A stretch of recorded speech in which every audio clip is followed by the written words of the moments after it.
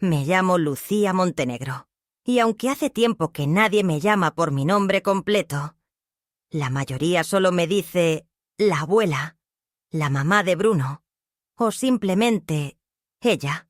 Sigo recordando con una claridad asombrosa la mujer que fui. Tengo 74 años, aunque a veces siento que he vivido 3 vidas completas. Fui hija, fui esposa, fui madre. Ahora, me pregunto si todavía soy algo más que un mueble que respira dentro de una casa que ayudé a construir con mis propias manos, en una época en la que los techos no venían con garantías y el amor se medía en ladrillos, en café rehecho 3 veces y en canciones que solo se cantaban de noche, cuando los hijos dormían y uno podía volver a ser persona por un rato. Durante 32 años trabajé componiendo música publicitaria, jingles, como los llamaban entonces. No era el trabajo soñado, claro que no, pero tenía algo de magia en esa rutina. Había algo profundamente humano en sentarse al piano a las 9 de la mañana, con una taza de café tibio al lado, y tratar de crear algo que hiciera sonreír a alguien en medio del tráfico o entre las noticias grises de la televisión. Yo creía, de verdad, que esas pequeñas melodías eran una forma de resistir, una manera de regalarle al mundo un respiro.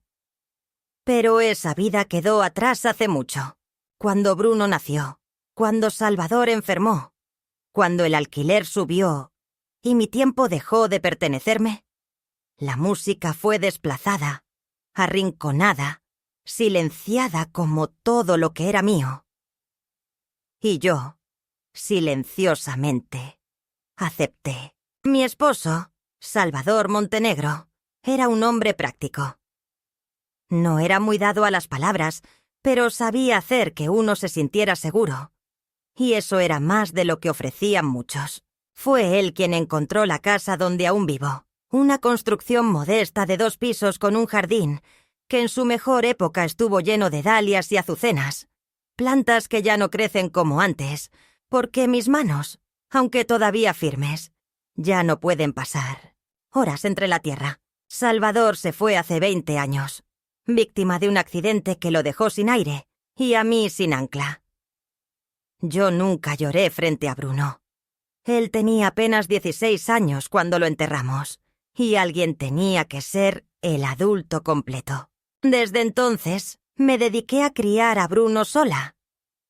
Nunca me gustó llamarme madre soltera, porque Salvador seguía vivo en tantas cosas, en tantas rutinas y decisiones, que me parecía injusto decir que todo era solo mío.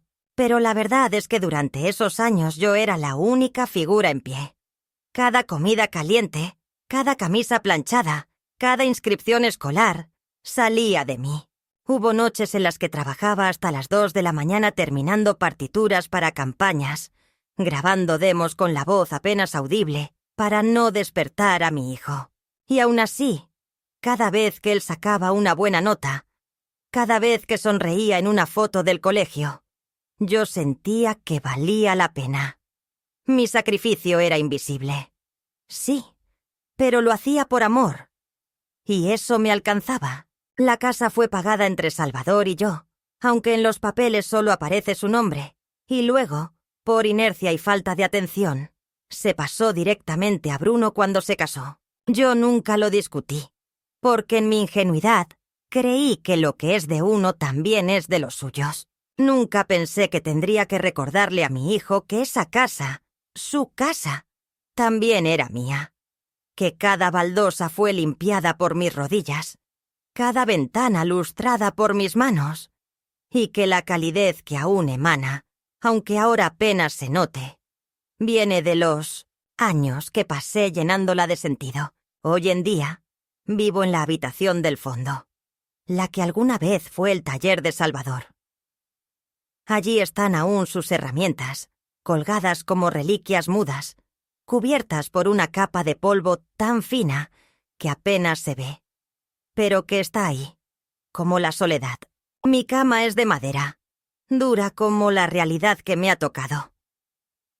A mi alrededor tengo una pequeña radio, un crucigrama siempre a medio hacer y una foto de Bruno cuando tenía 7 años, con la cara llena de helado y los ojos brillantes.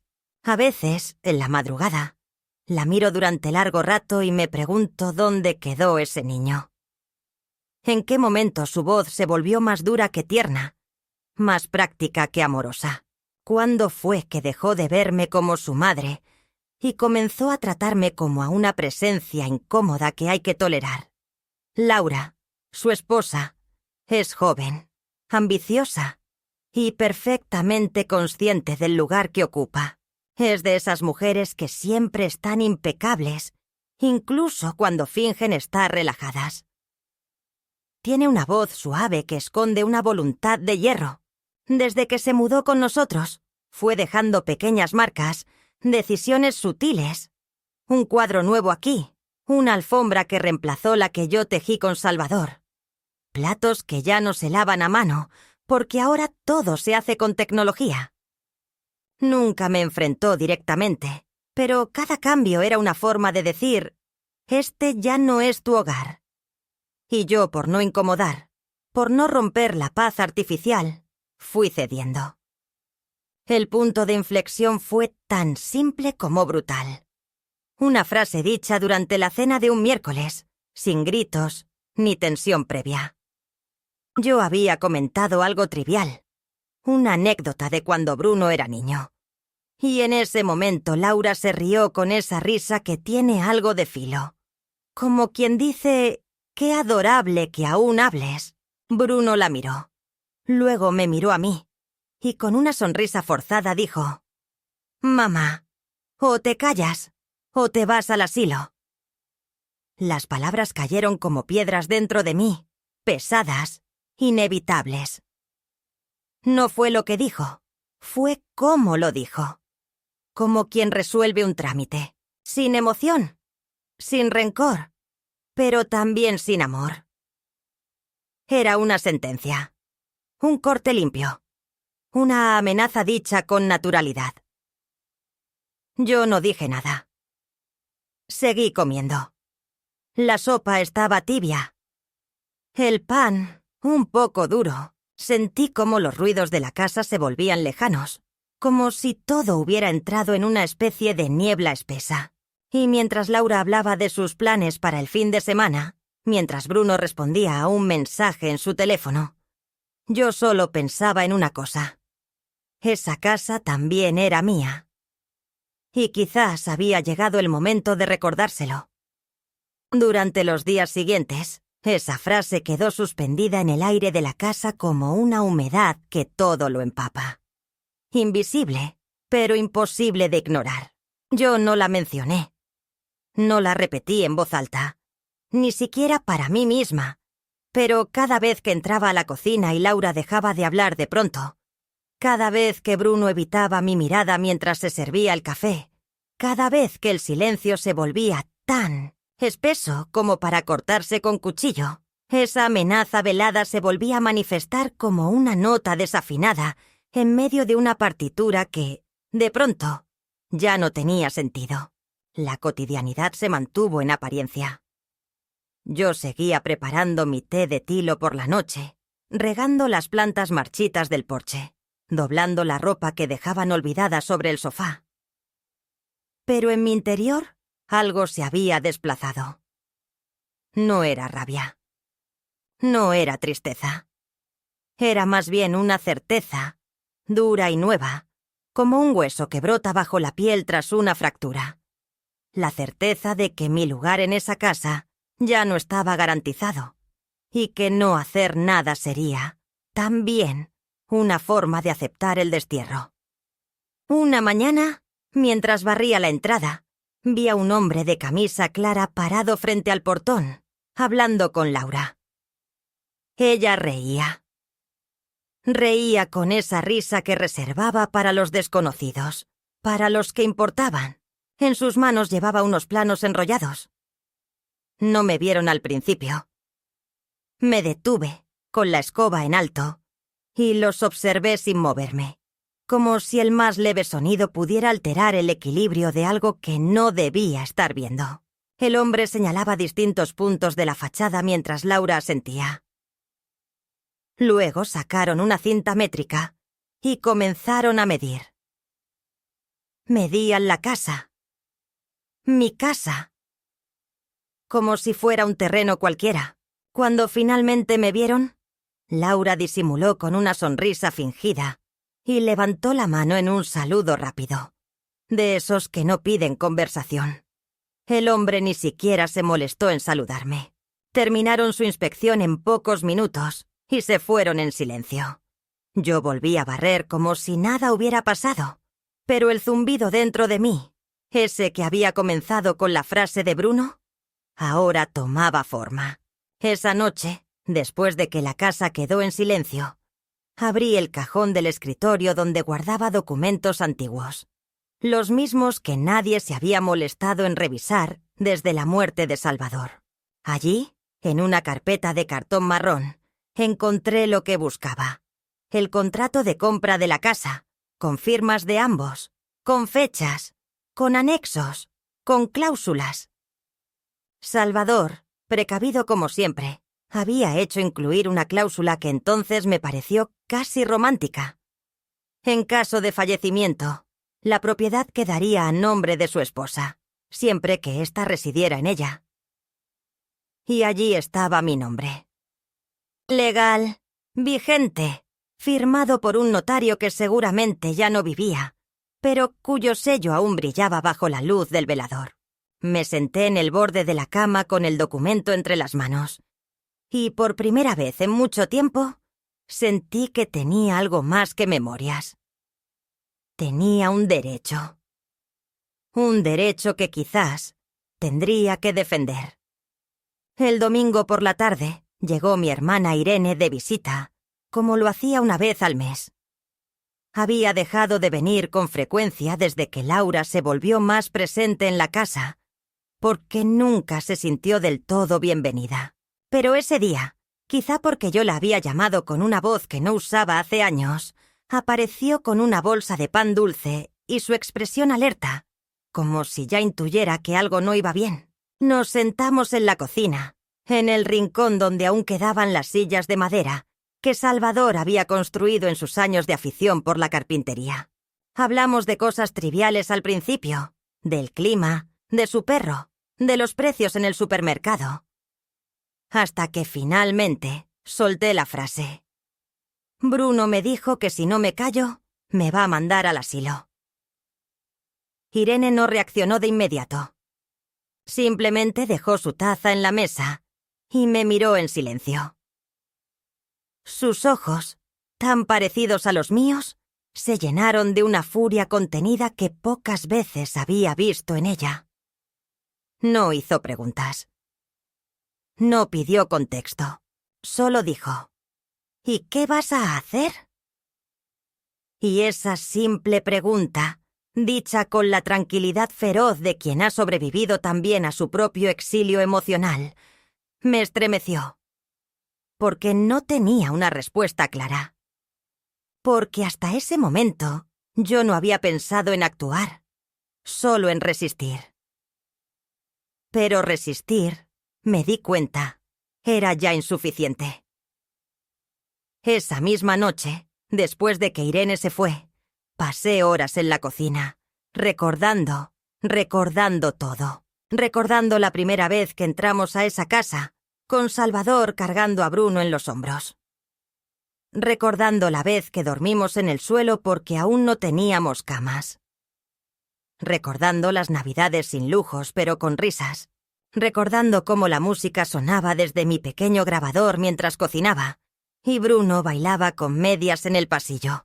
Cada uno de esos recuerdos golpeaba con ternura y con ira, porque me hablaban de una casa que habíamos llenado de alma, y que ahora parecía ajena, hueca, vendible. El lunes por la mañana, Bruno me pidió que no hiciera la comida. Dijo que Laura había encargado comida más ligera, que últimamente me estaba esforzando de más. Lo dijo con una voz mansa, pero sus ojos evitaban los míos. Yo asentí. Me senté en la silla del comedor y observé cómo se repartían tareas como si yo no estuviera. No era rechazo directo. Era algo peor. indiferencia. Yo, que había sido el centro, ahora era un margen. Y cada decisión que tomaban sin mí confirmaba lo que ya sabía. Estaban preparándose para una vida sin mí dentro. Esa tarde, volví a ver al mismo hombre de los planos, esta vez entrando con otro. No se molestaron en tocar la puerta. Laura les abrió con familiaridad. Estaban evaluando la propiedad. Esa palabra, evaluar, me cayó como una losa. Ya no se trataba de un comentario impulsivo de Bruno, ni de una fantasía mía. Era real. Me iban a sacar. Me iban a vender. Me iban a borrar. Esa noche fue la primera vez que lloré. No fue un llanto fuerte. Fue un goteo lento, persistente, casi silencioso. Me encerré en mi habitación y lloré como no lo hacía desde la muerte de Salvador. Pero no lloraba solo por mí. Lloraba por la mujer que fui y que nadie parecía recordar. Por la esposa que fue compañera, por la madre que fue fortaleza, por la música que ya no componía, por la voz que nadie escuchaba. Lloré por todo lo que di y todo lo que me estaban arrebatando. Al día siguiente, fui al centro de la ciudad y busqué a Mateo. No lo veía desde el funeral de Salvador. Nos saludamos con un abrazo torpe, pero cálido. Le mostré los documentos. Los revisó en silencio. Luego levantó la vista y dijo: «Lucía, esta casa es tuya. Tienes derecho. Y si quieres, podemos hacer que se sepa». Asentí, no sin miedo, porque sabía que al hacerlo, algo se rompería para siempre. Pero también sabía que lo que estaba en juego ya no era una casa. Era mi dignidad, mi historia, mi vida. Esa noche, al volver, Laura me esperaba en la sala. Me preguntó si me sentía bien, con ese tono que usan los médicos antes de diagnosticarte algo que ya decidieron. Le dije que había salido a caminar. No le mentí. Salí a caminar hacia la parte de mí que había olvidado. Hacia la mujer que no se calla, que no se va, que no renuncia. Y en el fondo de mis pensamientos ya comenzaba a tomar forma la certeza. Si alguien iba a irse de esa casa, no iba a ser yo. No fue una declaración de guerra. No hubo un portazo, ni gritos, ni una carta sobre la mesa. Todo comenzó como sucede en las fracturas más profundas, con gestos cotidianos, con decisiones que parecían inocentes, con silencios cargados de intención. A veces, la traición no entra por la puerta principal. Se desliza por las rendijas del hábito. Bruno comenzó a llegar más tarde del trabajo. Laura dejó de incluirme en las conversaciones. Las comidas ya no eran compartidas, sino improvisadas. Bandejas individuales frente a pantallas distintas. Y cuando me preguntaban algo, era siempre desde la distancia, como si mis respuestas fueran un protocolo más que una búsqueda real de mi opinión. Un día me di cuenta de que hacía semanas que nadie me decía «buenos días» al cruzarse conmigo por el pasillo. Me saludaban con gestos vagos, con asentimientos. Me vi convertida en una sombra.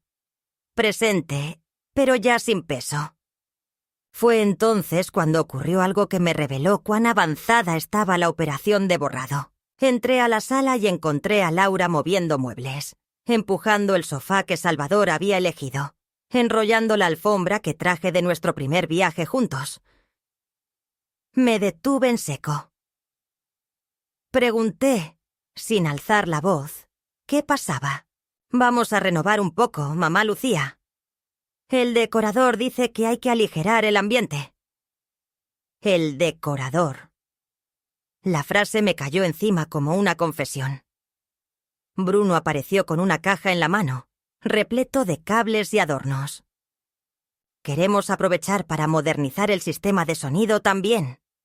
Ya era hora, ¿no crees?» No les respondí. Caminé hasta el rincón donde estaba el pequeño mueble que había usado como archivo de mis partituras. Ya no estaba. ¿Dónde está mi mueble?, pregunté sin disfrazar la inquietud. Laura fingió buscar con la mirada. Ah, ese... Lo movimos al depósito. Estaba desentonando con la nueva línea. Mi archivo. Mis partituras. Desentonando. Dije que necesitaba sentarme. Nadie me ofreció una silla. Me senté en las escaleras y respiré. Me sentí como una visitante en el museo de mi propia vida. Ese mismo día, bajé al sótano a buscar mis cosas. La puerta tenía un candado nuevo. Volví a subir. Bruno estaba en la cocina, leyendo el celular. ¿Cambiaste la cerradura del sótano?, pregunté. Levantó la vista, incómodo. Sí, es que Laura quiere usarlo para guardar cosas delicadas, cuadros y eso. No queremos que se mezcle todo. Si necesitas algo, decinos si te lo buscamos. No respondí. Bajé la cabeza. No era el sótano. Era la idea. Era el hecho de que ya no tenía libre acceso a los espacios que habían sido míos durante más de 40 años. Me estaban aislando de los objetos, de los rincones, de mi historia. Era como si cada día perdiera 1 metro cuadrado más de mi propia vida. Y cada centímetro robado se envolvía en una excusa amable. Reorganización, estética, cuidado. Todo bajo la máscara del progreso. Las noches comenzaron a ser más largas. Dormía mal. Me despertaba varias veces. Soñaba con puertas cerradas, con habitaciones donde no podía entrar, con pianos que no tenían teclas. Una madrugada, bajé a la cocina por agua y los escuché hablar. No quise escuchar, pero ya era tarde. Laura decía: «Tenemos que apurarnos. La inmobiliaria necesita fotos sin ella en el medio». Y Bruno en voz baja: «Lo sé, pero no quiero conflictos. Ella está sensible». Silencio. Luego Laura, tajante: «Entonces que firme el traspaso. Total, ni lee lo que se le da». Subí las escaleras como una sonámbula. Me senté en la cama, con el vaso aún vacío en la mano. Una sensación densa me llenó el pecho. Había pasado años cuidando que Bruno no sintiera la pérdida de su padre como una amputación. Y ahora comprendía que ese esfuerzo quizás lo había educado en la creencia de que todo lo que tenía era un derecho, no un regalo.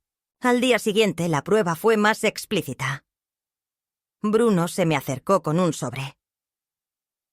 «La notaría necesita tu firma para actualizar los datos fiscales del inmueble», dijo, con voz neutra. Tomé los papeles. Eran 2 hojas. La primera parecía inofensiva.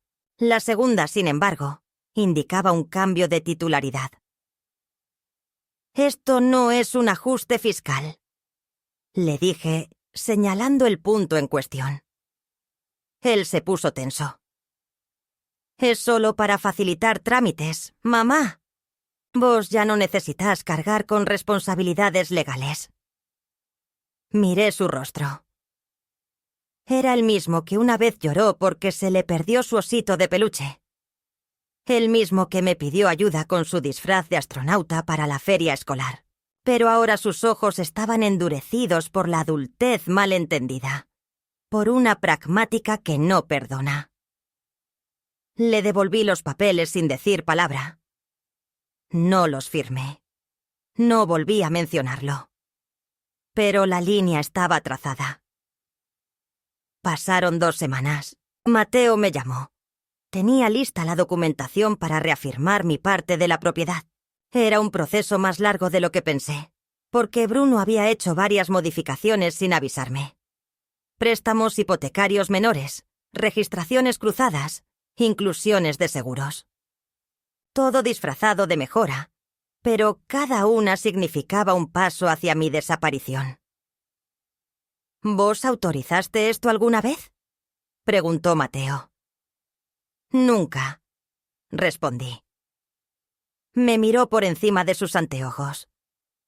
¿Querés seguir adelante? No dudé. Sí. Era eso, o aceptar la disolución definitiva de mi identidad. Yo no era una anciana con miedo. Era una mujer que había trabajado desde los 17, que había criado sola hasta un hijo, que había enterrado a un esposo con dignidad. No iba a dejarme deshacer como un papel viejo. Mateo inició los trámites. Mientras tanto, yo guardaba silencio. Cada día observaba cómo Laura seguía avanzando. Ahora cambiaban las lámparas, ponían persianas automáticas, contrataban jardineros que arrancaban mis plantas sin consultar. Una mañana, al abrir la puerta, vi que habían retirado el buzón antiguo. Ese de hierro fundido que Salvador había soldado él mismo. En su lugar, un buzón metálico, sin personalidad, brillaba como una advertencia. Quise llorar, pero no lo hice. Sabía que el momento para eso llegaría después. Un domingo, mientras ellos estaban en un almuerzo, entré a la sala y comencé a abrir cajas. Saqué las partituras que me quedaban, los viejos cassettes, algunas fotografías. Llené 2 cajas medianas y las subí a mi habitación. No porque pensara que me las iban a quitar, sino porque ya no confiaba en que no lo hicieran. Esa noche, Laura subió con un gesto educado. Tocó la puerta. «Lucía, ¿podemos hablar?» Asentí. Entró con paso firme. «Hemos estado pensando que te haría bien cambiar de ambiente.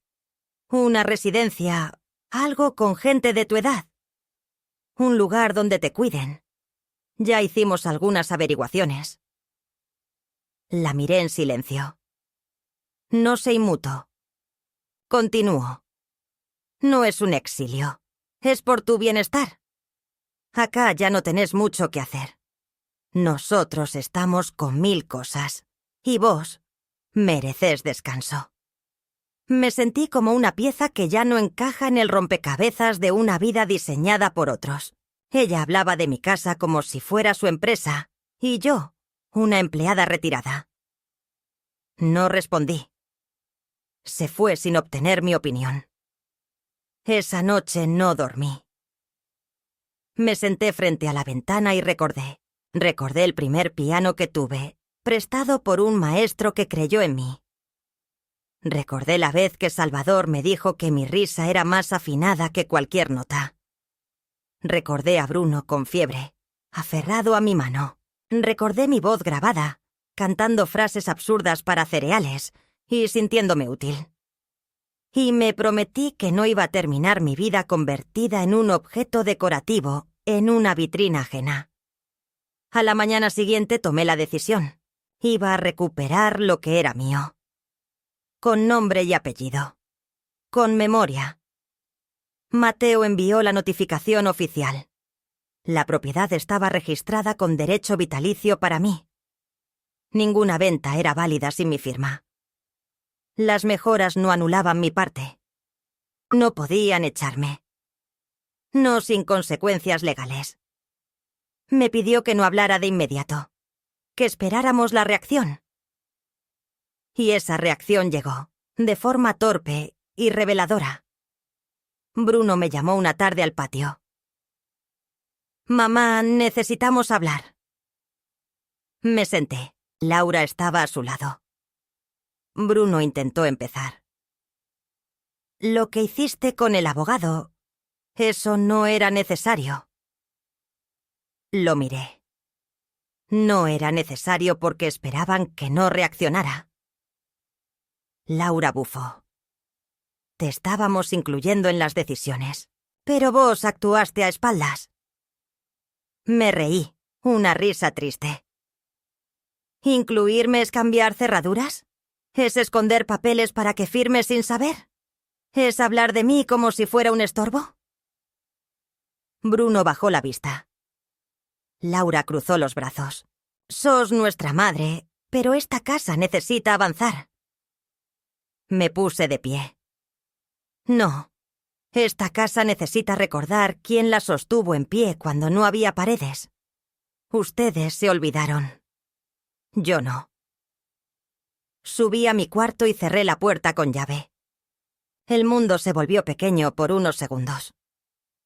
Pero también se volvió mío. Desde la noche en que enfrenté a Bruno y Laura en el patio, la atmósfera dentro de la casa cambió de forma definitiva, como si una corriente subterránea hubiera alterado el curso de todos nuestros movimientos, nuestras palabras, incluso nuestros silencios. No hubo explosiones desmedidas, ni discusiones a voz alzada, pero sí hubo miradas que evitaban la mía, puertas que se cerraban con 1 milímetro más de fuerza, una taza que no aparecía en la bandeja, un almuerzo que simplemente no fue anunciado. Yo notaba cada una de esas cosas, y aunque no decía nada, cada gesto me confirmaba que la línea había sido cruzada, que ya no había retorno. Era como si la casa se hubiera convertido en una pecera sin oxígeno, transparente pero irrespirable, donde todos fingíamos no vernos mientras nos asfixiábamos lentamente. Pasé las siguientes semanas en un estado de vigilia extraña, atenta a cada movimiento, cada susurro, cada papel que cambiaba de lugar. Volví a ver a Mateo una tarde nublada, en su despacho revestido en madera, el mismo que conocí en los años 80 cuando él y Salvador discutían si convenía refinanciar el auto. Me recibió con esa serenidad que solo tienen los hombres que han visto suficientes injusticias como para saber cuáles valen la pena enfrentar. Me ofreció café. Acepté. Lo bebimos en silencio, y entonces él puso sobre la mesa una carpeta negra. Esto es lo que tienes, legalmente, simbólicamente, emocionalmente. Es tuyo. Pero si querés hacerlo valer, tenés que estar preparada.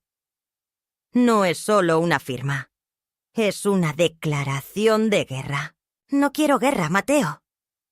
Dije sintiendo el peso de cada palabra. Pero tampoco quiero desaparecer. Ya desaparecí bastante. Ya cedí demasiado. Él asintió. Me entregó una copia del testamento original de Salvador, otra del nuevo reconocimiento de mis derechos sobre la propiedad, y un sobre sellado con una carta para Bruno, que yo misma le había dictado, pero que Mateo escribió para darle ese peso notarial que la sangre parece ya no tener. Al volver a casa, guardé los documentos en una carpeta azul, la misma donde alguna vez coleccioné mis letras de jingles. Esa carpeta gastada que había sobrevivido a tantas mudanzas, que olía a tinta antigua y papel amarillento. Esa noche no pude dormir. Me quedé sentada frente a la ventana, viendo cómo la luna se ocultaba entre las nubes, preguntándome en qué momento exacto una madre deja de ser vista como madre y se convierte en una carga, en un estorbo, en una firma más que obstaculiza el progreso de los que una vez crió. Fue entonces cuando tomé la decisión. No iba a esperar a que me empujaran al asilo con una sonrisa falsa y una maleta hecha a medias. No iba a permitir que me convirtieran en un recuerdo molesto dentro de una casa que había ayudado a levantar con mis manos y con mis renuncias. Iba a hablar, iba a actuar. No desde el resentimiento, sino desde la dignidad. No para herir, sino para que me recordaran. Para que supieran que yo también tenía voz. A la mañana siguiente, fui al banco. Retiré los pocos ahorros que quedaban en mi cuenta personal, y con ellos compré un teclado electrónico de segunda mano. No era un gran instrumento, pero tenía 88 teclas y un sonido decente. Lo instalé en mi habitación, frente a la ventana. No era para tocar en fiestas ni para componer jingles.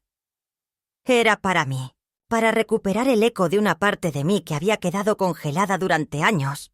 Cada noche, después de que la casa quedaba en silencio, Encendía el teclado y tocaba una melodía, a veces conocida, a veces inventada, y sentía que algo dentro de mí se volvía a encender. Una tarde, mientras tocaba una vieja canción de cuna que había compuesto para Bruno cuando tenía fiebre a los 5 años, oí un golpecito en la puerta. Era Camila, la hija de la vecina. Tenía 15 años, auriculares perpetuos en los oídos y un corazón curioso. Me había visto desde la ventana y quería aprender. «No quiero piano clásico», me dijo. «Quiero aprender a inventar cosas, como vos». Nos sentamos juntas. Le mostré los acordes básicos. Ella grabó nuestras sesiones con su teléfono. Yo pensaba que era para practicar. No lo era. Un día Laura bajó a desayunar con el teléfono en la mano. Su cara tenía esa expresión entre molesta y desconcertada que yo conocía tan bien. Me lo extendió. En la pantalla había un video. Era yo, tocando una melodía suave, con Camila riéndose a mi lado. El video tenía más de 80.000 reproducciones. La descripción decía: «Mi vecina Lucía me está enseñando a tocar desde cero. Tiene 74 y un corazón más afinado que cualquiera». Laura no dijo nada. Solo me devolvió el teléfono y salió sin desayunar. Bruno tampoco dijo nada, pero por la noche me preguntó si seguía teniendo esas partituras viejas que mencionaba siempre. Le dije que sí. Me pidió que se las mostrara. Lo hice. Las hojeó como quien redescubre un mapa antiguo. Pero no me pidió perdón. No mencionó el asilo. No habló de los documentos. Solo me dio un beso en la frente, como cuando era niño. Me fui a dormir sabiendo que había pasado algo. No mucho, pero algo. Como una grieta en una pared vieja por donde empieza a entrar la luz. 2 días después, Mateo me llamó para decirme que la registración estaba completa. Mi nombre figuraba ahora con derechos vitalicios sobre la propiedad, y ningún intento de venta podría realizarse sin mi autorización expresa. Colgué el teléfono y me senté frente al teclado. No toqué ninguna melodía. Solo pasé los dedos sobre las teclas, como quien acaricia una certeza. Por primera vez en mucho tiempo, supe que no me iban a borrar. La mañana que siguió a la llamada de Mateo, amaneció sin sol. El cielo estaba cubierto por una neblina espesa, una de esas nieblas grises que parecen haber sido tejidas por los recuerdos, por la incertidumbre, por todo aquello que no se dice pero pesa. Me levanté con un ritmo nuevo en el cuerpo. No era energía, no era liviandad, era decisión. Una de esas que se siente en las manos, que le da sentido incluso a los pasos más cortos. Me vestí con la ropa que siempre reservaba para fechas especiales.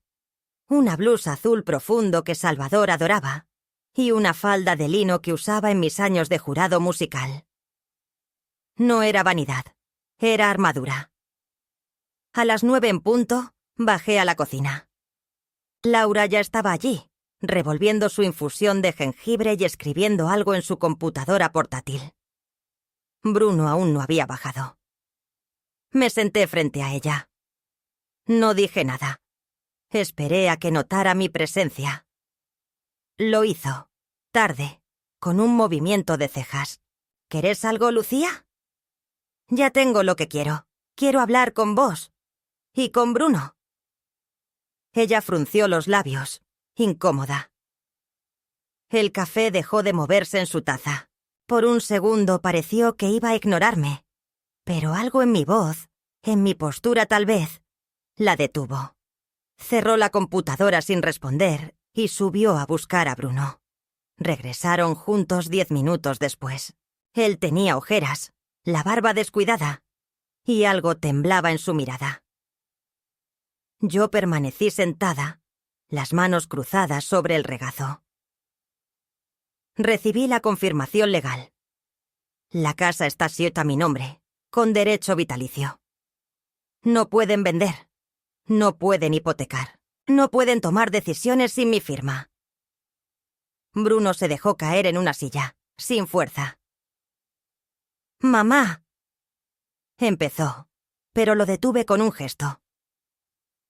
«No terminé. Voy a quedarme aquí. Y no solo eso. Esta casa va a volver a respirar. Yo la convertí en hogar. La llené de vida, de música, de comida caliente. No va a ser una sala de espera para mi muerte». Laura no habló. Su silencio era más estruendoso que cualquier grito. Me miraba con una mezcla de furia y desprecio. Pero esta vez no retrocedí. Esta vez fui la misma que a los 30 peleó para que le pagaran los jingles como a un hombre. La misma que vendió su piano para pagar el uniforme de Bruno. La misma que fue olvidada y ahora exigía ser recordada. A partir de ese día, comencé a recuperar espacios. Volví a cocinar.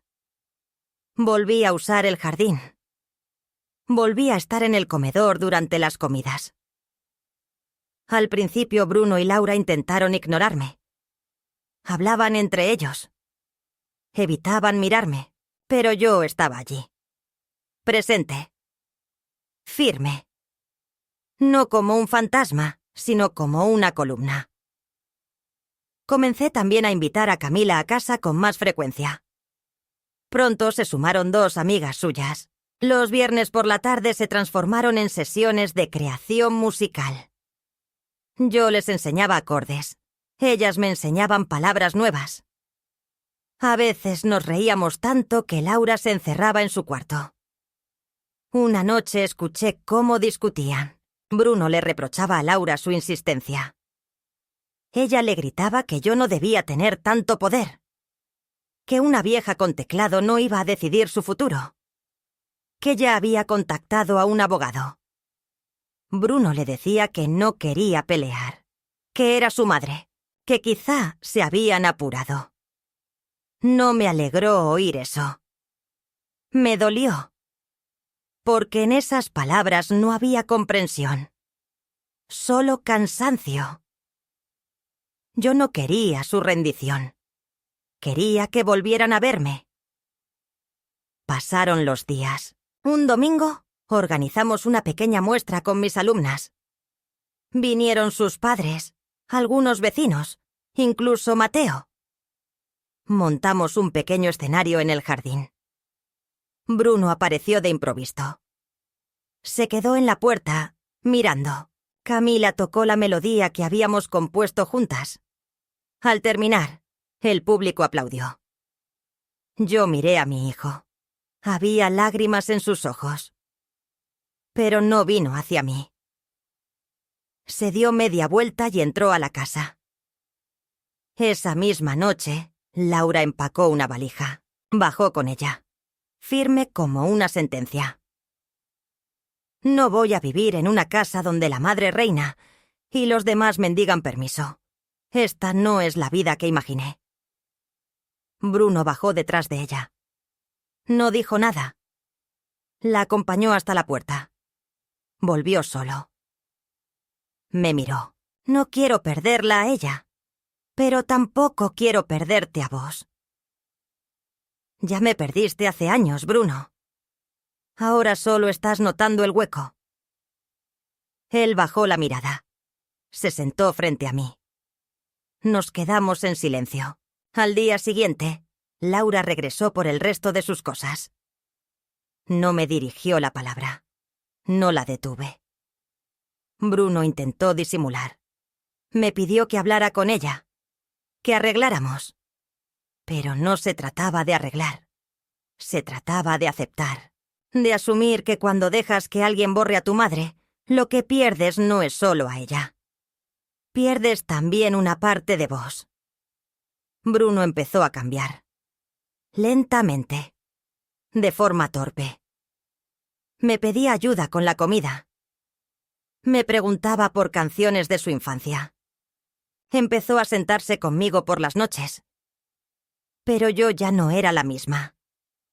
Ya no corría a salvarlo de todo. Ahora lo dejaba sentir. Lo dejaba recordar. Le contaba las historias de Salvador. Le mostraba las fotos viejas. A veces lloraba, otras veces se quedaba callado. Pero ya no huía. Y mientras tanto, yo seguía tocando. Seguía enseñando. Seguía escribiendo. La casa ya no era una prisión. Era un escenario. Un taller. Un refugio. Había recuperado su alma. Pero sabíamos, ambos, que el clímax aún no había llegado. Que la batalla verdadera no era contra una nuera ambiciosa ni contra papeles firmados a escondidas. Era contra el olvido, contra esa costumbre brutal de dar por sentado a las mujeres que envejecen en silencio. Y yo ya no estaba dispuesta a callar. El día que comprendí que aún no había llegado el verdadero enfrentamiento fue un jueves por la tarde, cuando la lluvia comenzaba a golpear los cristales con un ritmo apurado, y el olor a tierra mojada me traía memorias de otro tiempo. Estaba en la cocina, removiendo un guiso que solía hacerle a Bruno de niño cuando tenía fiebre, y él apareció en el umbral, mojado, despeinado, con una bolsa en la mano.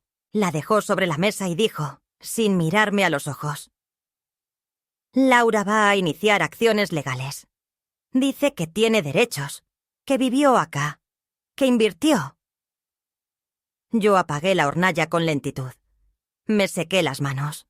Lo observé. ¿Y vos qué pensás? Él suspiró. No quiero esto, pero no sé cómo frenarla. Me senté frente a él. No se trata de frenarla, Bruno. Se trata de que decidas de qué lado estás. No legalmente, humanamente. El teléfono sonó a la mañana siguiente. Era una abogada joven, de voz firme, con un acento que no reconocí. Me informó que Laura estaba exigiendo una compensación económica por los años vividos en la propiedad, que presentaría pruebas de aportes y reformas, y que, si yo no aceptaba negociar, iniciarían un juicio civil. La escuché sin interrumpir. Al colgar, me temblaban las manos. No por miedo, sino por esa amarga confirmación de que algunas personas no conocen el límite entre el desacuerdo y la crueldad. Fui directamente al despacho de Mateo. Él ya estaba al tanto. Me recibió con un sobre la mesa. Esto es grave, Lucía, pero no es invencible. Lo abrí. Había fotografías, recibos, mensajes impresos. Laura había sido meticulosa, pero también excesiva. En su intento por demostrar su valor en la casa, también dejaba en claro su intención de así eliminarme de ella. Vamos a contraatacar, si querés, pero va a doler. Asentí. Ya no se trataba solo de mí. Se trataba de todas las Lucías que terminaban expulsadas de sus propias vidas, con la excusa de que ya habían vivido bastante. Durante las semanas siguientes, recibí notificaciones, citaciones, preguntas llenas de cinismo disfrazado de protocolo. Tuve que declarar en una oficina gris, frente a personas que no sabían nada de mi historia. ¿Puede explicar su contribución a la propiedad? ¿Tiene pruebas de haber financiado ciertas obras? ¿Considera que la señora Laura fue injusta o solo malinterpretada? Respondí con serenidad. No porque no doliera, sino porque ya no estaba dispuesta a rebajarme al lenguaje de quienes creen que los lazos familiares pueden pesarse en facturas y presupuestos. Bruno no apareció en las primeras audiencias. Se excusó con el trabajo, con los niños, con su salud. Yo lo entendí. A su manera, seguía siendo ese niño que huía de los truenos escondiéndose bajo la mesa. Pero una parte de mí esperaba, quizás ingenuamente, que esta vez se pusiera de pie. El día del careo legal fue como una herida abierta. Laura llegó vestida con tonos oscuros, sin maquillaje, con una carpeta prolija. Cuando la vi, sentí una punzada extraña. No odio, Lástima, porque en su rigidez había una niña herida, una mujer aterrada por el paso del tiempo, por la idea de no controlar lo que venía. El juez nos escuchó a ambas. Mis palabras no fueron dramáticas, fueron exactas.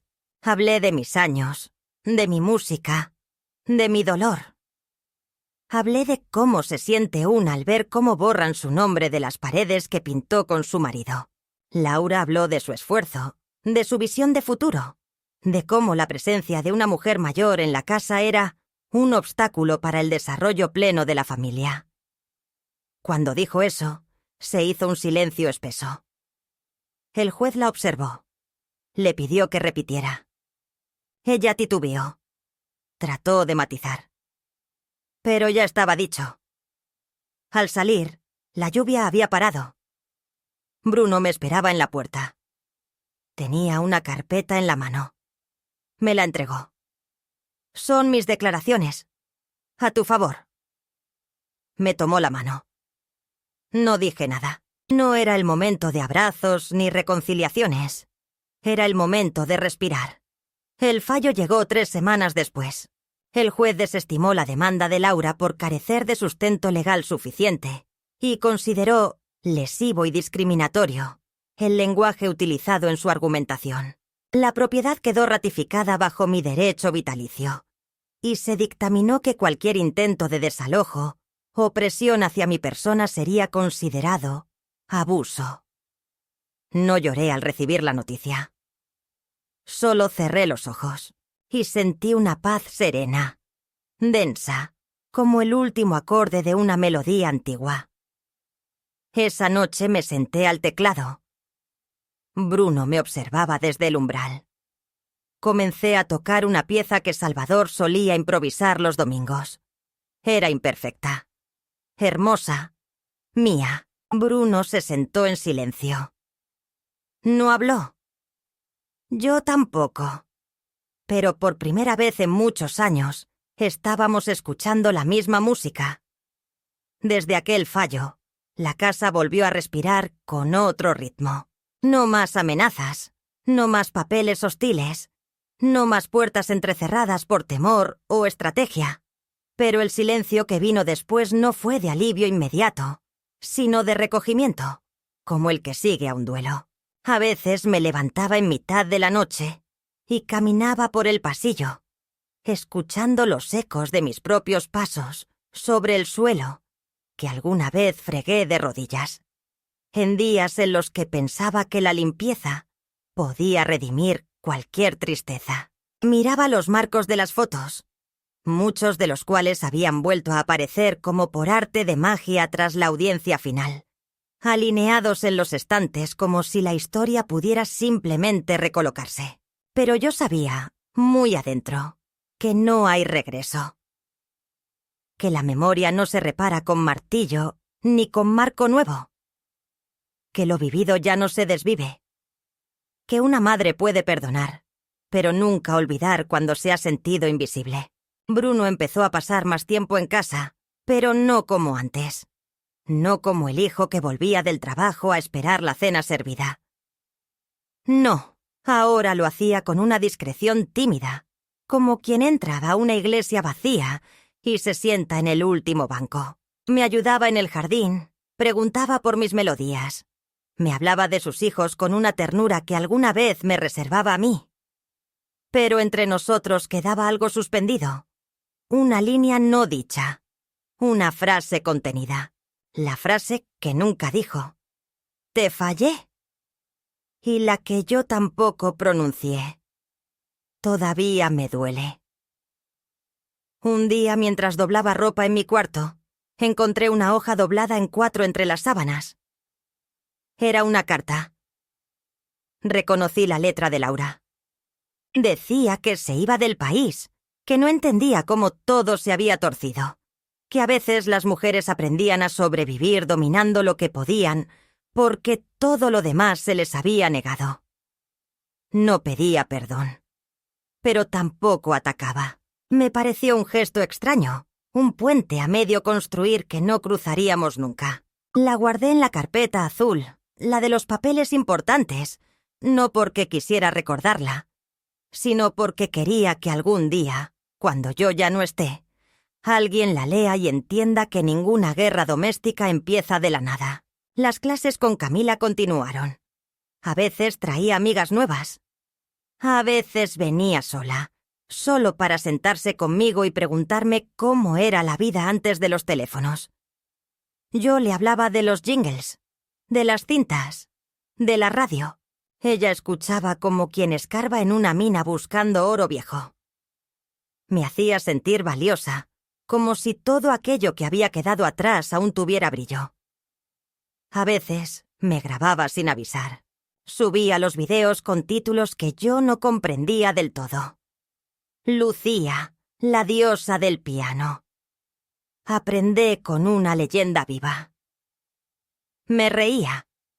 No me sentía una diosa, pero sí viva. Una tarde me invitaron a una pequeña presentación en el Centro Cultural del barrio. Iban a tocar mis alumnas y me pedían que cerrara el evento con una pieza. Dudé. Pensé que ya estaba grande, que ya no tenía manos para el escenario, pero Bruno insistió. Me compró una blusa nueva, celeste, como la que usé el día que conocí a Salvador. Me llevó en auto. Me esperó en la primera fila. Toqué una melodía sencilla, pero cada nota llevaba mi historia, mi dolor, mi nombre. Al terminar, el aplauso fue cálido, largo, sincero. Y yo, por primera vez en mucho tiempo, sentí que no solo había ganado un juicio, había recuperado mi lugar. Desde entonces, vivo con más calma, no porque todo haya sanado, sino porque ya no espero que lo haga. Aprendí que algunas heridas no se cierran, se aceptan. Que algunas traiciones no se olvidan, se transforman. Que no se trata de reconstruir lo perdido, sino de honrar lo que permanece. La casa sigue siendo mía. Pero ahora también es de las melodías, de las visitas suaves, del aroma a café que vuelve a prepararse sin miedo. Bruno aún tiene sus silencios, pero sus ojos ya no esquivan los míos. A veces, mientras compartimos un té, se le escapa una sonrisa.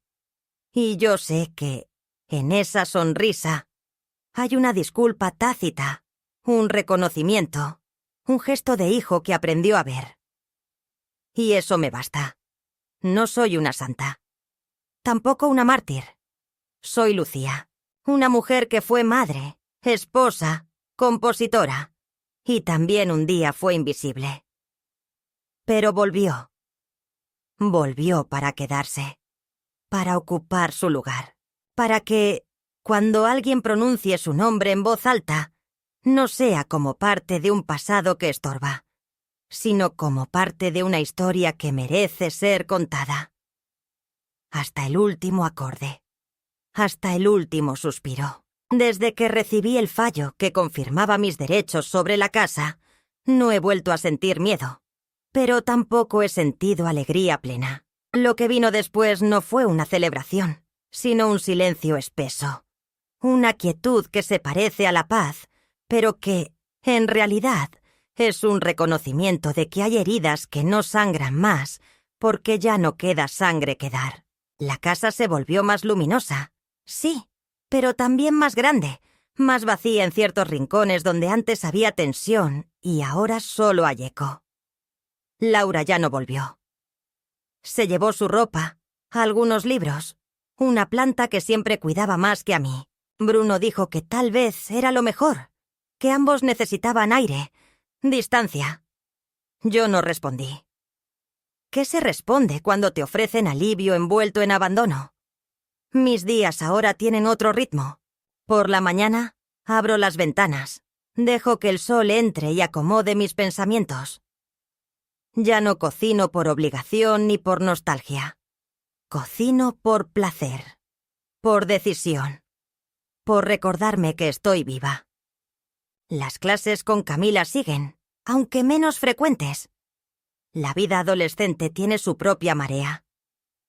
A veces viene sola, a veces trae amigas nuevas. Me miran con una mezcla de ternura y respeto que me resulta extraña pero dulce. Dicen que soy inspiradora, que ojalá tengan mi energía cuando lleguen a los 70. No saben que esta energía no es juventud, es supervivencia. Bruno intenta acercarse. Lo hace con gestos torpes.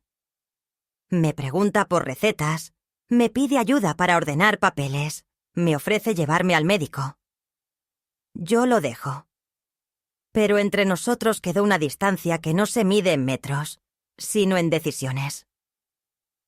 En silencios cómplices, en traiciones suaves. No lo odio. Pero aprendí a mirarlo como es, no como el hijo que inventé cuando era niño y soñaba con ser músico.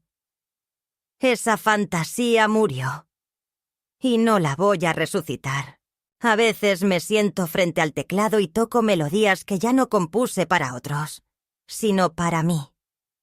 Melodías sin forma perfecta, sin público, sin propósito más que el de acompañar mis pensamientos. Me he dado cuenta de que no toco para enseñar ni para dejar legado. Toco porque me permite recordar que alguna vez fui amada, deseada, temida. Toco porque cada nota es una palabra que no dije, y ya no necesito hablar. El barrio también ha cambiado. Ahora me saludan más. Algunos me llaman la pianista, otros simplemente Doña Lucía. El otro día una vecina nueva me preguntó si podía dar clases de iniciación musical a su madre. Una señora que acaba de jubilarse y no sabe qué hacer con sus tardes. Acepté, no por compasión, sino porque entendí que, quizás, aún hay mujeres como yo que necesitan que alguien las mire a los ojos y les diga: «Todavía no terminaste tu historia». Los domingos Bruno trae a sus hijos. Jugamos a las cartas. Vemos películas antiguas. A veces me piden que les toque algo en el piano. Yo accedo. Me siento. Y mientras mis dedos caminan sobre las teclas, miro a mis nietos y me digo que al menos ellos sí sabrán quién fui. No la madre complaciente. No la suegra callada. No la vieja desechable. Sino la mujer que se quedó, que luchó, que al final, sin ruido, recuperó su voz. No sé cuánto tiempo más viviré aquí. Ni siquiera sé si quiero morir en esta casa. Pero sí sé que si algún día mis pasos se detienen, no será en una residencia impuesta, ni con una maleta a medio hacer. Será como debe ser, con dignidad, con música, con historia. Que el mundo lo sepa. Fui Lucía. Fui madre. Fui invisible. Pero también fui la que dijo que no. La que se quedó de pie cuando todos esperaban que se sentara. La que sobrevivió al olvido con el único instrumento que le quedaba. Su verdad. Y eso nadie me lo puede quitar.